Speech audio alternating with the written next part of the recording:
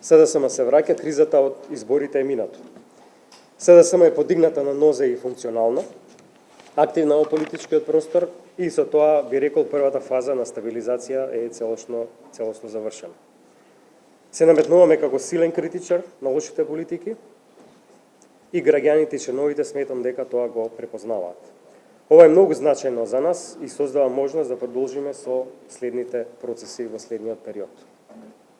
Јас сум целосно фокусиран и сега во изминатиот период и во останатиот дел од летото што преостанува на средби и разговори со многу наши членови, со дел од членовите кои што се дел од раководствата на партијата, претседателите и извршните одбори, меѓутоа и многу наши членови кои што покажа, манифестира едно одредено незадоволство. Во време на кампањите со сите нив по различни општини или региони 7 со цел да заеднички ја направиме стратегијата во нивните градови, региони и општини во следниот период. Целта е да се формираат работни групи во кои што ќе членуваат не само официјалните во моментот општински раководства, туку и овие луѓе кои што на некој начин се тргнати на страна.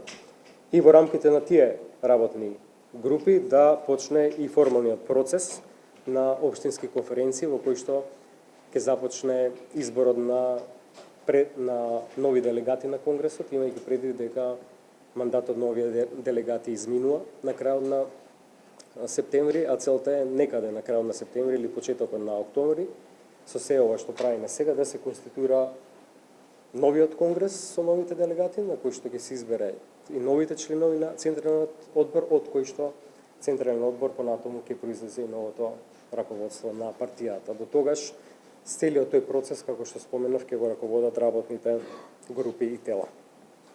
Започнуваме подготовка на целосно нова стратегија, тој е така наречен Blueprint за социјалдемократија.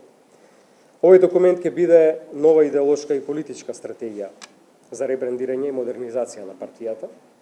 Ќе направиме реафирмација на социјалдемократските вредности, секако прилагодени на новото време, земајќи ги најмногу предвиците политики кои што ги имплементиравме во изминатиот период на еден навистина инклузивен начин, со една широка платформа во која што беа вклучени многу фактори кои ги делат нашите вредности.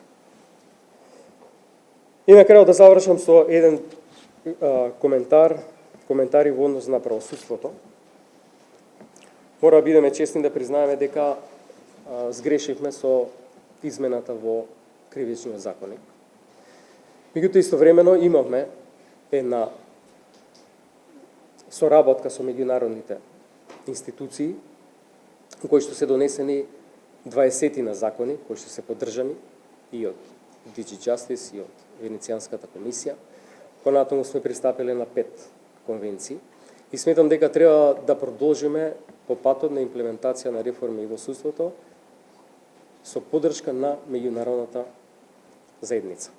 Има изготвен нов кривичен закон, кој што почнат во 2017 година под министерката Десковска. Тој е готов, завршен. Апелирам владата да го стави на јавна расправа. Тој нов кривичен закон е направен целосно во координација со меѓународни институции по теркот примерон на кривичниот закон во Германија и сметам дека што поскоро треба биде на јавна расправа, да го разгледаат експерти, да окажат своето мислење, да се вклучи стручната фела и заедно со консензус да донесеме еден таков нов, како што доликува, кривичен закон. Не е доволно да кажеме дека сме сгрешиле, што сме донели таков закон, еве одиме чекор понатаму, таа грешка да исправиме на овој начин. Благодарам.